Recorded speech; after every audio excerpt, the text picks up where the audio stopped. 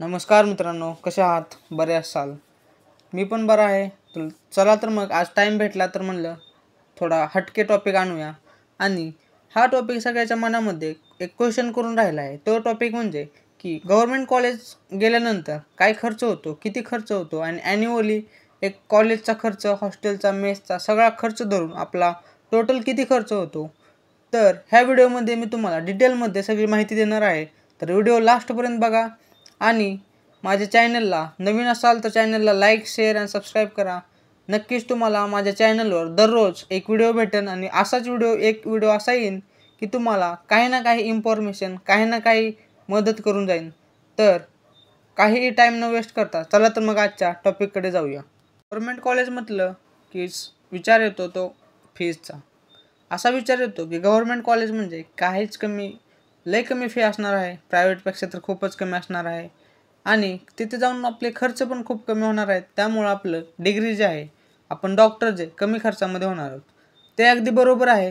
पण चला किती कमी खर्चात होऊ शकतो, का थोडं जास्त खर्च होऊ शकतो आणि प्रायव्हेट कॉलेजच्या तुलनेमध्ये आपण गव्हर्मेंट कॉलेजमध्ये किती आपल्या डिग्रीवर आपण डॉक्टर होण्यापर्यंत किती खर्च करतो किंवा करू शकतो हे आपण बघूया.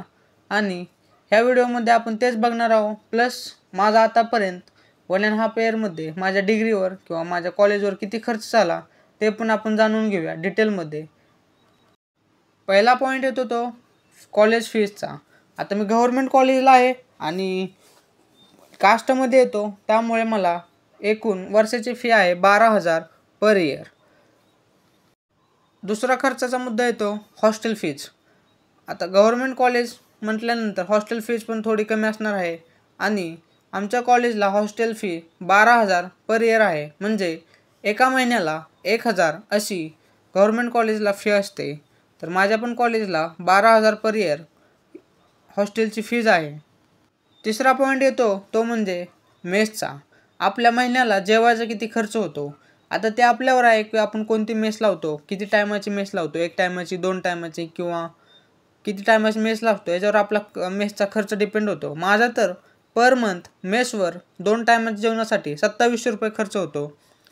प्लस आता मेस म्हणल्यावर फक्त 2 टायमाचं जेवण भेटेल, पण नाश्ता आपण स्वतःच्या पैशानं किंवा बाहेर हॉटेलमध्ये करू शकतो. मेसमध्ये आपण नाश्ता करायला गेलो तर लिमिटेड नाश्ता भेटतो, त्यामुळे आपण बाहेर जाऊन तेवढ्या पैशामध्ये पोट भरून नाश्ता करतो. त्यामुळे आम्ही बाहेर जाऊन नाश्ता करतो.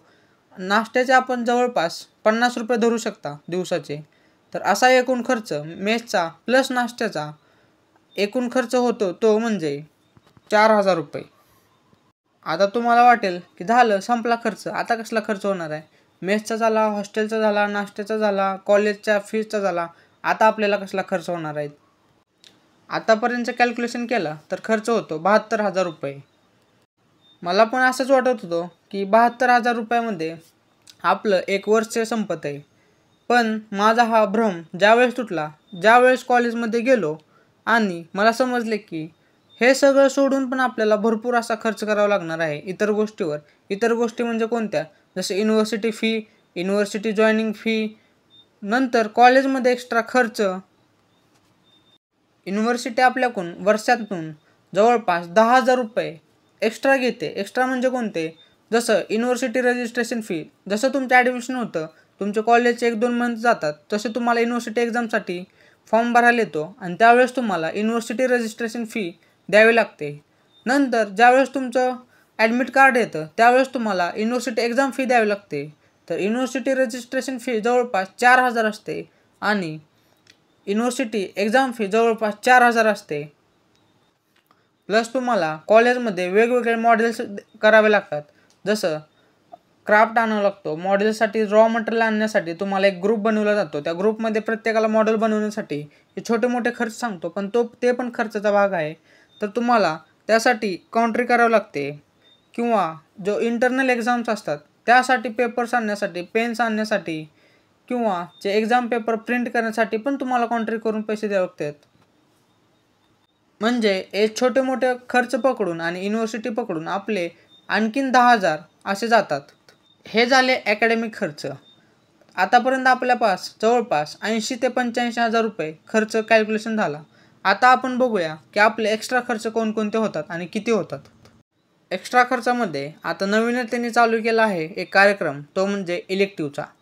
तुम्हाला 3 सब्जेक्ट घ्यावेच लागतात आणि एक सब्जेक्ट लेक्चर कंप्लीट करण्यासाठी तुम्हाला जवळपास 500 ते 600 रुपये द्यावेच लागतात आणि ते कंपल्सरी आहे. ते तुम्हाला इंटरनल मार्क्समध्ये प्रत्येक सब्जेक्टचे 10-10 मार्क इन्क्लूड केले जातात. 30 मार्काला तुम्हाला इलेक्टिव्ह आहे आणि 30 मार्कासाठी जवळपास तुम्हाला 2000 पर्यंत रुपये द्यावे लागतात. नंतर आता हे एक्सपेन्सिव्ह खर्च बघूया थोडे. कॉलेजचे फंक्शन्स, जसं फेस्टिवल्स आले, फेस्ट आला कॉलेजचा, त्यामध्ये तुमची कॉन्ट्री 1000 पर्यंत जाते आणि ह्या सगळ्यामध्ये तुमचे पर्सनल खर्च राहूनच जातात ॲड करायचे.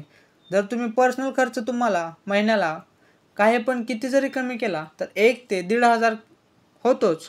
ते पर्सनल खर्च साईडला ठेवून जर आपण बघितलं तर जवळपास माझ्या कास्टचे किंवा कास्टच्या मुलाचे जर खर्च वर्षाला 1,00,000 रुपये होतो किंवा 1 ते 1.25 लाखापर्यंत महिन्याला गव्हर्नमेंट कॉलेजमध्ये खर्च होतो. किती जरी कमी केला तरी पण 1 ते 1.25 लाख रुपये खर्च होतो.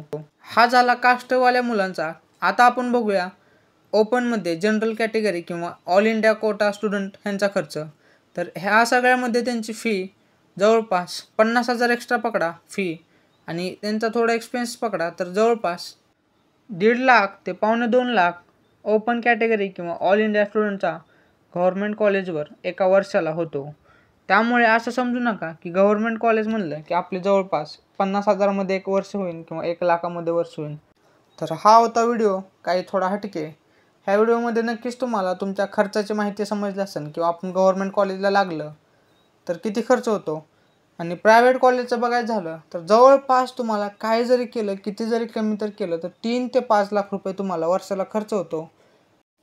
आता आपण बघूया गव्हर्नमेंट आणि प्रायव्हेट कॉलेजमध्ये खर्चाचा किती डिफरन्स पडतो. तर 3 ते 4 लाख एवढा डिफरन्स पकडून चाला. तुम्ही कास्टमध्ये येत असाल किंवा ओपनमध्ये येत असाल तर एवढा कमी खर्च किंवा एवढा डिफरन्स तुम्ही पकडून चाला. एवढा डिफरन्स पडतो गव्हर्नमेंट आणि प्रायव्हेट कॉलेजमध्ये.